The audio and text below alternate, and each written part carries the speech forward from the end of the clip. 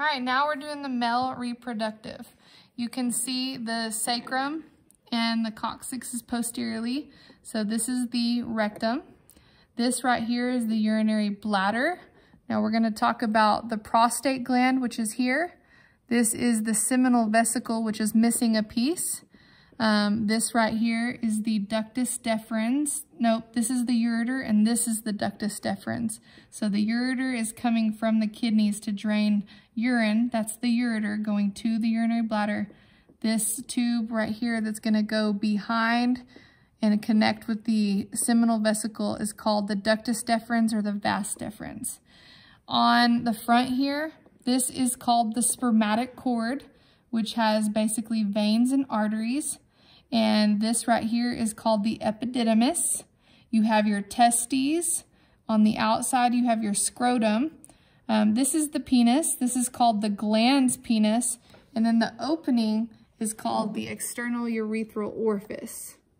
Now, as we open this up, you can start to see some other structures.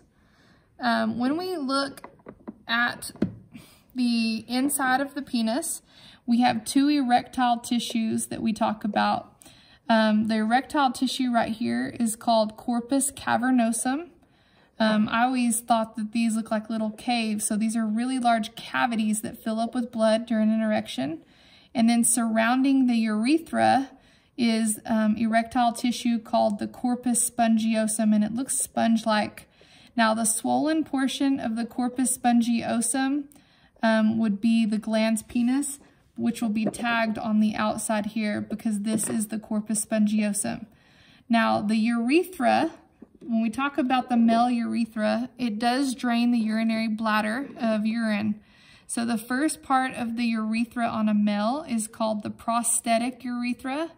Now, it would go through a middle layer, which you can't see, called the membranous urethra. And then the urethra would continue down the corpus spongiosum.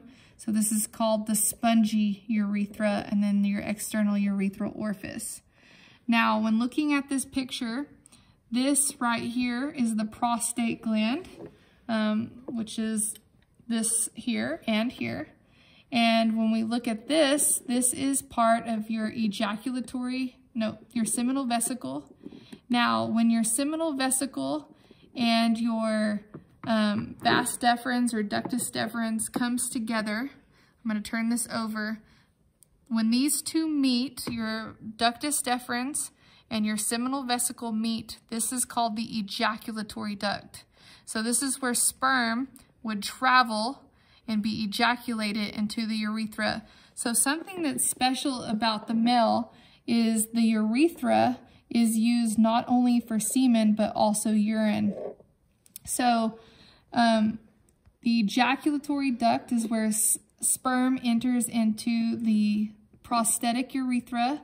It would go down the membranous urethra and then out of the spongy urethra and out the external urethral orifice. You should know all the molecules that are produced in each structure. When we talk about sperm, sperm is going to be produced in the seminiferous tubules of the testes. From there, they're going to travel to the epididymis, which produces glycogen, so sperm can mature.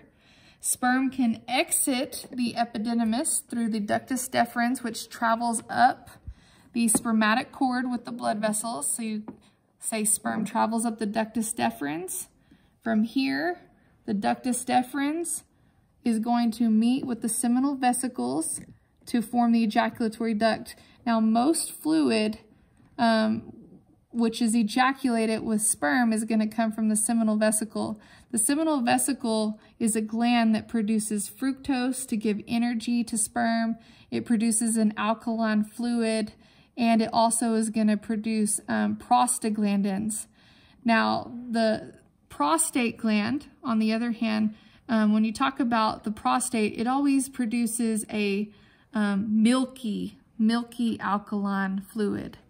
And then we have another gland, which isn't on this model, called the bulbourethral glands, which is basically going to lubricate the tip of the penis before sexual intercourse.